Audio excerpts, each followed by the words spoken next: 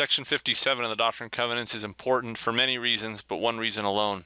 It's the first revelation that Joseph Smith will receive in the state of Missouri, a state that has so much influence and significance in Latter-day Saint history and yet in Latter-day Saint future. Well, how did it come about? As you know from Section 57, Joseph Smith travels all the way from Kirtland, Ohio to Independence with his companion, Sidney Rigdon, and also Sidney Gilbert will go with him as well. Why? Because in Section 52 of the Doctrine and Covenants, the Lord had told them, "Wherefore, verily I say unto you, let my servants Joseph Smith Jr. and Sidney Rigdon take their journey as soon as preparations can be made to leave their homes and journey to the land of Missouri." That was in early June of 1831, and Joseph and Sidney don't delay.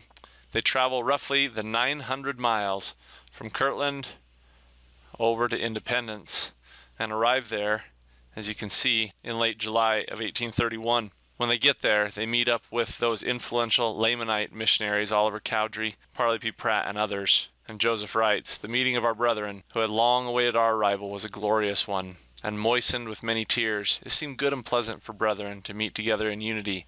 And pay attention here, by the way.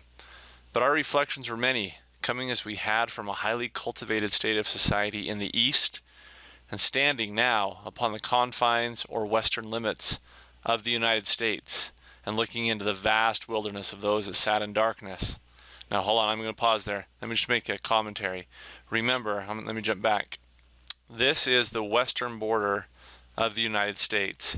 This little town of Independence, Missouri was founded in 1827. It's only 4 years old. This literally is the frontier, the edge of the American frontier. And thus you can understand a little bit why Joseph's saying we're leaving highly cultivated society to go to an unknown and largely uninhabited. A few hundred people are there, but it's not overly populous. Picking back up, Joseph says, "How natural it was to observe the degradation, leanness of intellect, ferocity, and jealousy of a people that were nearly a century behind the times." You can just picture Joseph. They're living in like the 1730s. "And to feel for those who roamed about without the benefit of civilization, refinement, or religion. Yea, and exclaim in the language of the prophets, when will the wilderness blossom as the rose? When will Zion be built up in her glory, and where will thy temple stand, unto which all nations shall come in the last days?" Our anxiety was soon relieved by receiving the following, which becomes Section 57 of the Doctrine and Covenants.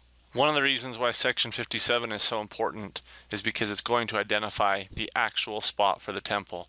Joseph and Sidney had traveled there in obedience, as the Lord told them in Section 52, and when they get there, in verse 3 of Section 57, the Lord says, "Behold, the place which is now called Independence is the center place, and a spot for the temple is lying westward upon the lot which is not far from the courthouse." And here you have the courthouse in Independence, and just heading west, we have our temple parcel. The rest of Section 57 deals with how are we going to settle this area, how are we going to begin to inherit it for the saints, and build the New Jerusalem, the holy city of Zion. This is an exciting revelation in our history, this first revelation in Missouri.